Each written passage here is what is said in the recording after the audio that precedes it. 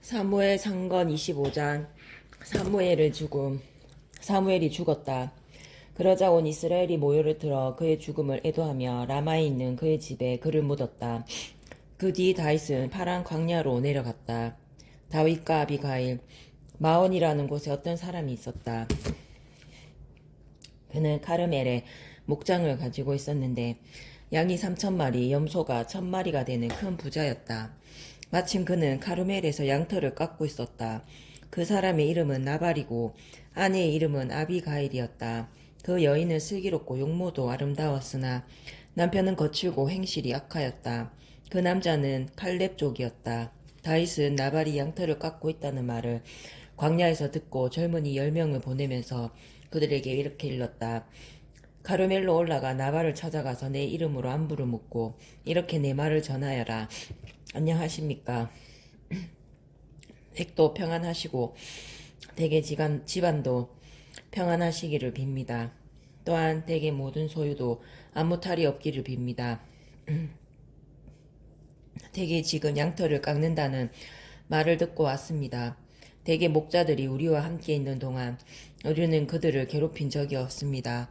카르멜에 있는 동안 내내 그들은 아무것도 잃지 않았습니다. 대개 일꾼들에게 물어보시면 그들이 사실대로 알려줄 것입니다.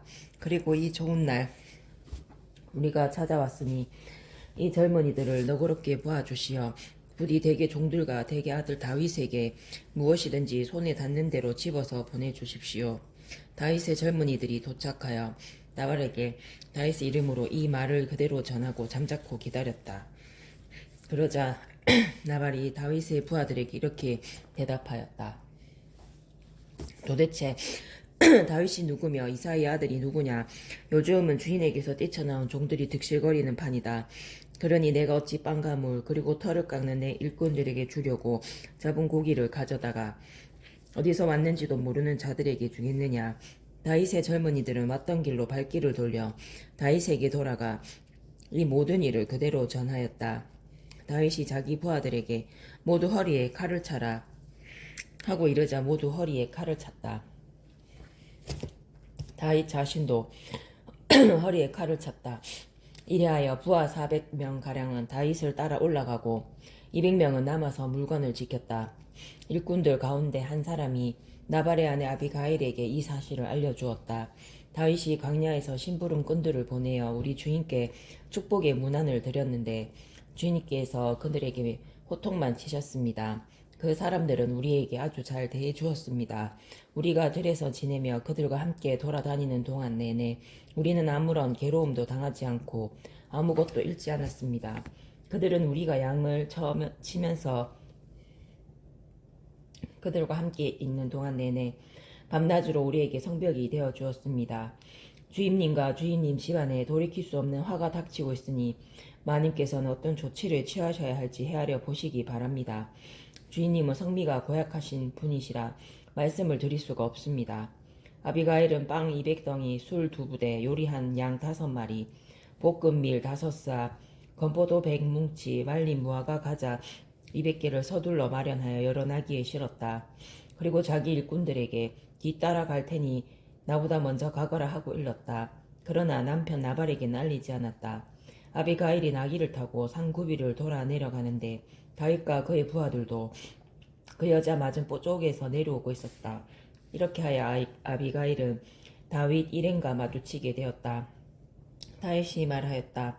내가 광야에서 나발에게 속한 것을 모두 지켜주어 그에게 속한 것 가운데 아무것도 잃지 않게 해 주었지만 헛일이었다. 그는 나에게 선을 악으로 갚았다. 내가 내일 아침까지 그에게 속한 모든 사람 가운데 벽에 오줌을 누는 자 하나라도 남겨둔다면 하느님께서 다윗에게 벌을 내리시고 또 내리셔도 좋다. 아비가일은 다윗을 보자 나귀에서 얼른 내려와 다윗 앞에서 얼굴을 땅에 대고 엎드려 절하였다. 그러고 나서 다윗의 발 앞에 엎드린 채 애원하였다.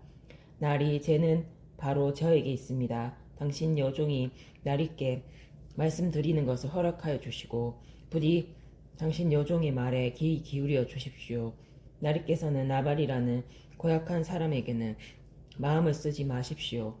그는 나발이라는 이름 그대로 어리석은 사람입니다. 당신 여종은 나라가 보내신 젊은이들을 보지 못했습니다. 날이 살아계신 주님과 나리의 목숨을 두고 맹세합니다만 주님께서는 나리께서 사람의 피를 흘리시고 손수 복수하시는 일을 막아주셨습니다. 그러니 이제 나리의 원수들과 나리께 해를 끼치려고 하는 자들은 나발같이 되기를 빕니다. 여기 당신 여종이 나리께 가져온 이 선물은 나리의 뒤를 따르는 젊은이들에게 드리는 것입니다. 당신 여종의 잘못을 제발 용서해 주십시오. 나리께서는 주님의 전쟁을 치르고 계시니 주님께서 정녕 나리께 튼튼한 집안을 세워주실 것입니다. 나리께서는 한평생 어떤 재난도 겪지 않으실 것입니다. 나리를 쫓아다니며 나리의 목숨을 노리는 사람이 있다 하더라도 주 나리의 하느님 앞에서 나리 목숨은 생명의 보자기에 감싸일 것입니다. 그러나 그분께서는 나리 원수들의 목숨을 팔맷돌처럼 팽개치실 것입니다. 이제 주님께서 나리께 약속하신 복을 그대로 이루어 주시어 나리를 이스라엘의 영도자로 세우실 터인데 지금 정당한 이유 없이 피를 흘리며 몸소 복수하시다가 나리께서 후회하시거나 양심의 가책을 받으시는 일이 없기를 바랍니다. 주님께서 나리께 복을 내려주실 때 당신 여종을 기억하여 주십시오. 다윗이 아비가일에게 말하였다. 오늘 그대를 보내시어 이렇게 만나게 해주셨으니 주 이스라엘의 하느님을 찬미할 뿐이요. 오늘 내가 사람의 피를 흘리고 내 손으로 직접 복수하는 일을 그대가 막아주었으니 그대와 그대 분별력에 축복을 드리오. 그대를 해치지 않도록 나를 막아주신 살아계신 주 이스라엘의 하느님을 두고 분명히 맹세하지만 그대가 급히 와서 나를 만나지 않았던들 나발에게는 내일 아침이 밝을 때까지 벽에 오줌을 누는 자 하나도 남지 못할 뻔했소. 다윗은 여자가 가져온 것을 그 손에서 받으며 말하였다. 이보시오, 내가 그대의 말에 귀 기울여 그대의 청을 들어주었으니 평안히 집으로 돌아가시오. 아비가일이 나발에게 돌아와 보니 나발은 집에서 임금이나 차릴 만한 잔치를 벌여놓고 흥에 겨워 취할 대로 취해 있었다.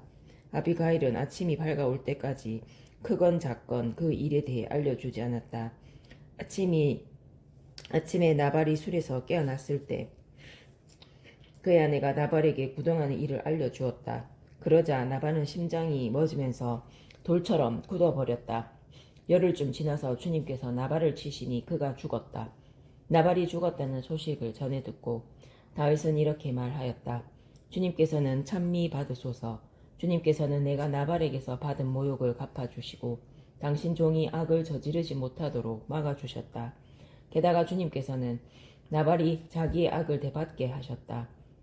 그러고 나서 다윗은 아비가일을 아내로 삼으려고 사람을 보내어 그 뜻을 전하였다. 다윗의 부하들이 카르멜에 있는 아비가일을 찾아가서 그에게 이렇게 말하였다. 다윗 어르신께서 부인을 아내로 삼으시려고 저희를 보내셨습니다. 아비가일은 일어나 얼굴을 땅에 대고 엎드려 절한 다음 이 종은 나리 부하들의 발을 씻어주는 계집종입니다. 하고 말하였다. 아비가일은 서둘러 일어나 나귀에 올랐다. 그의 여종 5도 함께 따라 나섰다.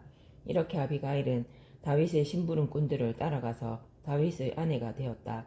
다윗은 이미 이즈라엘의 아히노함을 아내로 맞았기 때문에 두 아내를 거느리게 되었다. 사울은 다윗의 아내인 자기 딸 미카를 갈림 출신 라이스의 아들 팔티에게 주었다.